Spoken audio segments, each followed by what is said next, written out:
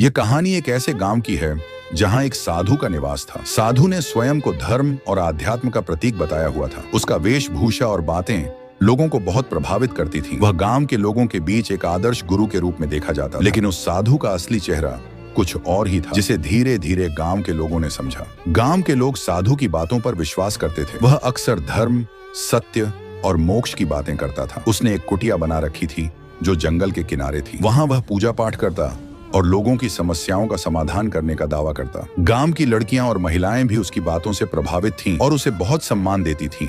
साधु ने गांव के हर घर में अपनी पैठ बना ली थी। वह विशेष रूप से सुंदर लड़कियों और युवतियों को अपनी कुटिया में बुलाता था। वह कहता था कि वह उनके जीवन में सुख शांति लाने के लिए विशेष पूजा करेगा। लड़कियों और उनके परिवार वालों को यह झूठ सच लगने लगा। वे सोचते थे कि साधु की कृपा से उनके जीवन की सारी समस्याएं दूर हो जाएंगी। कुटिया में पहुंचने पर साधु लड़कियों को अलग अलग तरीकों से फंसाता। वह कहता कि पूजा के दौरान शरीर का स्पर्श आवश्यक है क्योंकि इससे नकारात्मक ऊर्जा दूर होती है। धीरे धीरे साधु लड़कियों का शारीरिक और मानसिक शोषण करने लगा। चूंकि वह एक आध्यात्मिक व्यक्ति के रूप में जाना जाता था, लड़कियां डर और शर्म के कारण इस बारे में किसी से कुछ नहीं कह पाती। लेकिन धीरे धीरे गांव के कुछ लोगों को साधु की असली सच्चाई का पता चलने लगा। एक लड़की ने साहस दिखाते हुए अपने माता पिता को पूरी सच्चाई बताई। इस खुलासे ने पूरे गांव को झकझोर दिया। लोग धीरे धीरे समझ गए कि साधु की आस्था और धर्म की बातें महज एक ढोंग थीं। जब इस बात का पता चला कि साधु ने कई लड़कियों के साथ ऐसा किया है, तो गांव के लोग भड़क गए। उन्होंने तुरंत पंचायत बुलाई